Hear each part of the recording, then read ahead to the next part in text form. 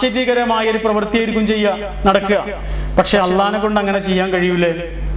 അള്ളാഹിനെ കൊണ്ട് അങ്ങനെ ചെയ്യാൻ കഴിയൂലേ? ചെയ്യാൻ കഴിയും. പക്ഷെ അള്ളാഹ് അങ്ങനെ ചെയ്തോ? അള്ളാഹ് അങ്ങനെ ചെയ്തിട്ടില്ല. അള്ളാഹ് അങ്ങനെ ചെയ്തിട്ടില്ല എന്ന് മാത്രമല്ല, ഏതൊരു സാധാരണ സ്ത്രീയും ഒരു കുട്ടിയെ ഗർഭം ചുമക്കുന്നത് പോലെയാണ് മറിയം ഈസാ നബി അലൈഹി സ്വലാമിനെ ഗർഭം ചുമന്നത്. ഏതൊരു സാധാരണ സ്ത്രീയും എത്ര വിഷമം സഹിക്കുമോ അത്രയും വിഷമം സഹിച്ചിട്ടുണ്ട്. ഒരു പക്ഷെ അതിലേറെ വിഷമം സഹിച്ചിട്ടുണ്ട്. മാനസികമായ പ്രശ്നങ്ങളുണ്ട്.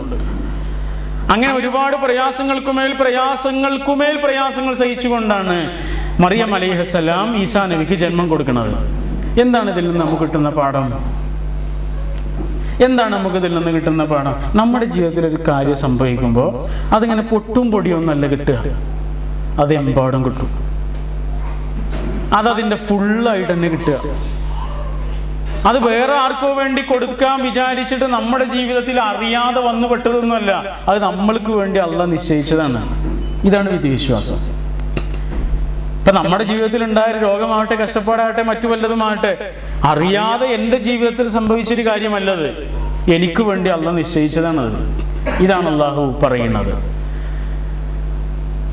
അപ്പോ മക്കളില്ലാത്തതിൻ്റെ പേരിൽ വിഷമിച്ച ആ സ്ത്രീയുടെ ഒരു വാക്ക് നമ്മൾ ശ്രദ്ധിക്കണം.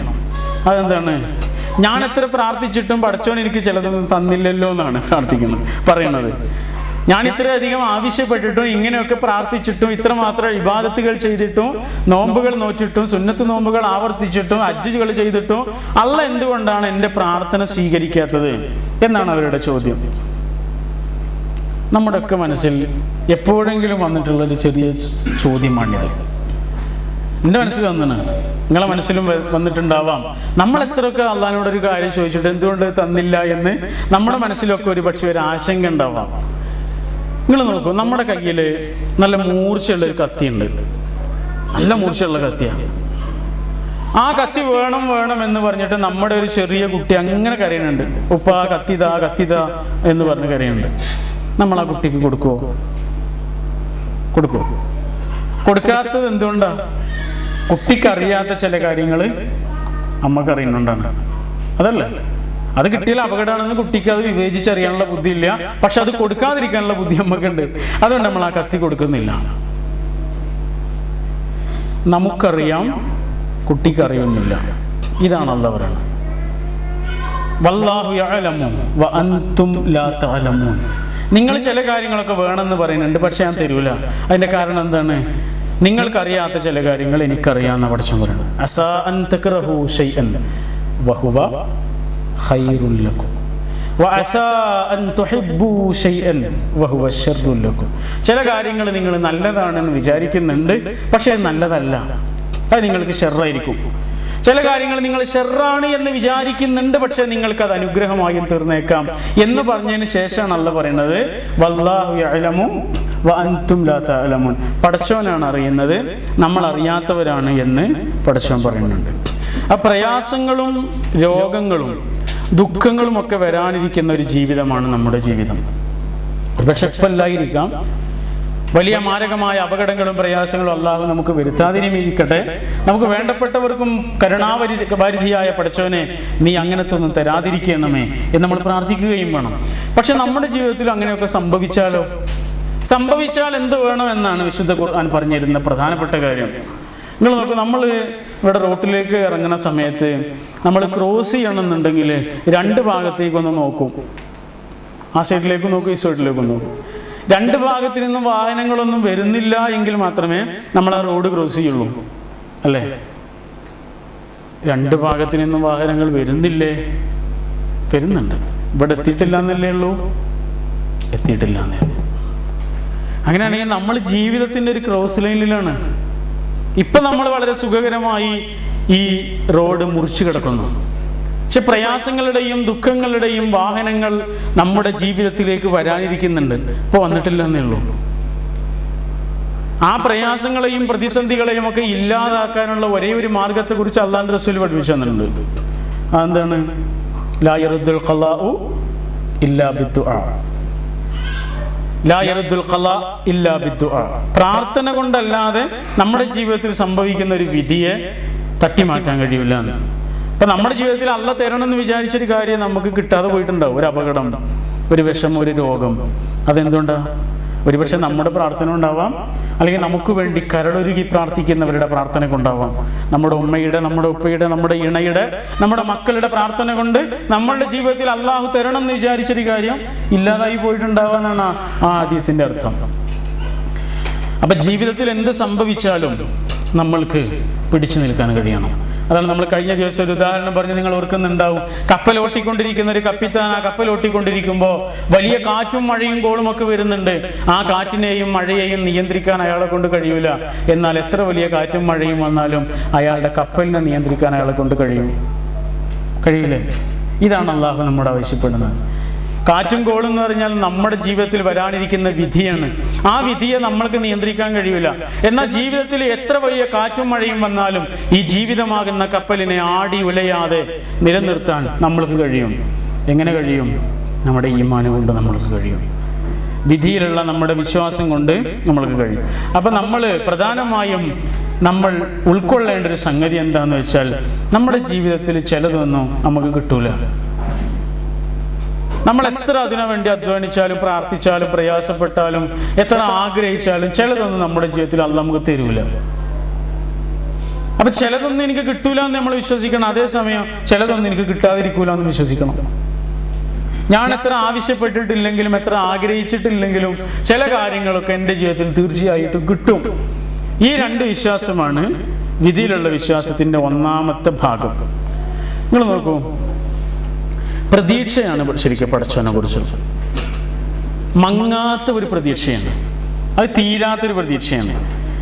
ഓ ഹെൻറി എന്ന് പറഞ്ഞുള്ള ഒരു ഇംഗ്ലീഷ് നോവലിസ്റ്റിനെ കുറിച്ച് നമ്മൾ കേട്ടിട്ടുണ്ട്. ഓ ഹെൻറിയുടെ ദി ലാസ്റ്റ് ലീഫ് എന്ന് പറഞ്ഞിട്ടുള്ള ഒരു ചെറിയ കഥയുണ്ട്. മനോഹരമായൊരു കൊച്ചു കഥ. അതിൽ പറയുന്നത്, ന്യൂമോണിയ ബാധിച്ച് കിടക്കുന്ന ഒരു പെൺകുട്ടി. അവൾ കിടക്കുന്ന സമയത്ത് ജനലിന്റെ പുറത്തേക്ക് നോക്കിയാൽ മനോഹരമായൊരു മരമുണ്ട്, വലിയൊരു മരം. ഇവൾക്ക് ന്യൂമോണിയ വല്ലാതെ അധികമായിട്ടുണ്ട്, അവളിനി അധികകാലം ദിവസങ്ങൾ ജീവിക്കൂല എന്ന് പോലും ഡോക്ടർമാർ പറഞ്ഞിട്ടുണ്ട്.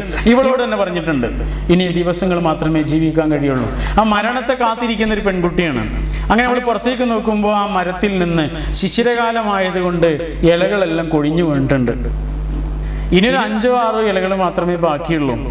അപ്പൊ ആ കുട്ടി വെറുതെ ഇങ്ങനെ ആലോചിക്കുകയാണ്, ഇനി ആ 6ാമത്തെ ഇല കൂടി കൊഴിയുന്നതോടുകൂടി എൻ്റെ ജീവിതവും അവസാനിക്കും.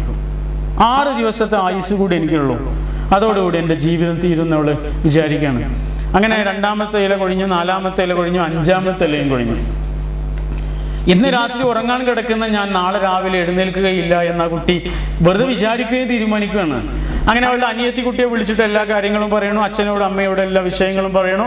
അവൾക്ക് പറയാനുള്ള ആഗ്രഹങ്ങളും പ്രതീക്ഷകളും എല്ലാം അവരോട് കൈമാറി. അവൾക്ക് എഴുതി വെക്കേണ്ടതെല്ലാം എഴുതി വെച്ച് അങ്ങനെ അവൾ സ്വസ്ഥമായി രാത്രി കിടന്നുറങ്ങുകയാണ്. അവൾ വിചാരിക്കുന്നു, നാളെ ഒരു കാരണവശാലും ഞാൻ എഴുന്നേൽക്കുകയില്ല. അങ്ങനെ കിടന്നുറങ്ങിയ ആ പെൺകുട്ടി രാവിലെ എഴുന്നേറ്റു. രാവിലെ എഴുന്നേറ്റെന്ന് മാത്രമല്ല, പുറത്തേക്ക് നോക്കിയപ്പോൾ അവൾ കൊഴിയെന്ന് വിചാരിച്ച ഇലക്ക് ഒരു വാട്ടം പോലും ഇല്ല, ഒരു കുഴപ്പമില്ല. ആ ഇല നല്ല പച്ച ഇലയായി തന്നെ അവിടെ അവശേഷിച്ചിട്ടുണ്ട്. മറ്റെല്ലാ ഇലകളും കൊഴിഞ്ഞിട്ടു, ഈ ഇല മാത്രം കൊഴിഞ്ഞിട്ടില്ല. അത് എല്ലാ സൗന്ദര്യത്തോടു കൂടിയും അവിടെ അവശേഷിക്കുന്നുണ്ട്. അപ്പോൾ അവൾ വിചാരിച്ചു, ഇന്ന് രാത്രിയോടുകൂടി ഏതായിരുന്നാലും ആ ഇല കൊഴിയും, ഇന്ന് രാത്രിയോടുകൂടി ഉറങ്ങുന്നതോടുകൂടി ഞാൻ എൻ്റെ ജീവിതം അവസാനിക്കുമെന്ന് വിചാരിച്ചു. അങ്ങനെ അവൾ അന്ന് രാത്രിയും ഉറങ്ങി. പിറ്റേ ദിവസം അവൾ എഴുന്നേറ്റു, ഇലക്കൊരു കുഴപ്പമില്ല. 3ാമത്തെ ദിവസവും 30ാമത്തെ ദിവസവും 300ാമത്തെ ദിവസവും അവൾ അങ്ങനെ ജീവിച്ചു. ഇലകളിൽ വസന്തം വന്നു, മരത്തിൽ വസന്തം വന്നു, മനോഹരമായ ഇലകൾ ധാരാളമായി കിളിർത്തു. അങ്ങനെ ഇലയും ധാരാളമായി ജീവിക്കുന്നു, ഇവളും ധാരാളമായി ജീവിക്കുന്നു. ഓ ഹെൻറി ഈ കഥ അവസാനിപ്പിക്കുന്നത് ഇങ്ങനെയാണ്. എങ്ങനെ? സത്യത്തിൽ അവിടെ സംഭവിച്ചത് വേറൊരു കാര്യമാണ്. ഈ കുട്ടിയുടെ അനിയത്തി കുട്ടി അവളുടെ വീടിന്റെ സമീപത്ത് ഒരു ചിത്രകാരൻ താമസിക്കുന്നുണ്ട്. ആ ചിത്രകാരനോട് ചെന്നിട്ട് ഈ കാര്യങ്ങളെല്ലാം പറഞ്ഞതാണ്. അങ്ങനെ ആ ചിത്രകാരന് യഥാർത്ഥ ഇല എന്ന് തോന്നിക്കുന്ന ഒരു ഇല അവിടെ വരച്ചിട്ടതാണ്. വരച്ചിട്ടെന്ന് മാത്രമല്ല, അത് വരക്കാൻ കയറിയ രാത്രി മഞ്ഞുകൊണ്ട് ന്യൂമോണിയ ബാധിച്ച് ആ ചിത്രകാരൻ മരിച്ചു പോവുകയും ചെയ്തു എന്നാണ്. ആ കുട്ടിയെ ജീവിപ്പിച്ചത് എന്താണ്? അതൊരു പ്രതീക്ഷയാണ്. ഈ ഗുണപാഠം പഠിപ്പിക്കാനാണ് ഓ ഹെൻറി ഈ കഥ പറയുന്നത്. ലവ്, മെഡിസിൻ ആൻഡ് മിറാക്കിൾ എന്ന് പറഞ്ഞിട്ടൊരു പുസ്തകമുണ്ട്. ആ പുസ്തകത്തിൽ ഒരു ക്യാൻസർ ചികിത്സകൻ, ഓങ്കോളജിസ്റ്റ്, അദ്ദേഹത്തിന് അനുഭവങ്ങൾ പറയുന്ന ഒരു പുസ്തകമാണ്. അതിൽ അദ്ദേഹം പറയുന്നുണ്ട് പലതരത്തിലുള്ള ക്യാൻസർ രോഗികളുണ്ട്. ഒരു വിഭാഗം ക്യാൻസർ രോഗികൾ പെട്ടെന്ന് മരിച്ചു പോകും. വലിയ ഗൗരവമുള്ള രോഗമൊന്നും അല്ല അവരുടേത്, പക്ഷെ അവർ പെട്ടെന്ന് മരിച്ചു പോകും. എന്നാൽ മറ്റൊരു തരത്തിലുള്ള രോഗികളുണ്ട്, അവർ വളരെ അപകടകരമായ അവസ്ഥയിൽ രോഗം എത്തിയാൽ അവർ മരിച്ചു പോകൂല. ഈ ക്യാപ്പ് രോഗികൾ എന്നാണ് അവരെ കുറിച്ച് അദ്ദേഹം പറയുന്നത്. Exceptional cancer patients. ഇവരെ കുറിച്ച് അദ്ദേഹം പറയുന്നത് അവർ വിശ്വാസികളാണ്, അവർക്കൊരു പ്രതീക്ഷയുണ്ടെന്ന്. മറ്റാളുകൾക്ക് പ്രതീക്ഷയില്ല, അവർ പെട്ടെന്ന് തകർന്നു പോകും. മാനസികമായി തകർന്നു കഴിഞ്ഞാൽ അയാൾക്ക് അധികകാലം ജീവിക്കാൻ കഴിയൂല. ഇന്നത്തെ രോഗങ്ങളിൽ മിക്ക രോഗങ്ങളും മനസ്സുമായി ബന്ധപ്പെട്ടതാണെന്നാണ് വൈദ്യശാസ്ത്രം പറയുന്നത്. സൈക്കോസൊമാറ്റിക് ആണ്, ശാരീരികവും മാനസികവുമാണ്. പ്രധാനമായും മനോരോഗങ്ങളാണ് കൂടുതൽ. അതുകൊണ്ടാണ് എത്ര ഗുളിക കഴിച്ചിട്ടും ഒരാൾക്ക് രോഗം മാറാത്തത്. വലിയ ടെൻഷനുള്ള ഒരാൾക്ക് ഉറക്കം കിട്ടൂല, അയാൾ ഉറക്കമില്ലാതെ അയാൾക്ക് ഗ്യാസ് വരുന്നു.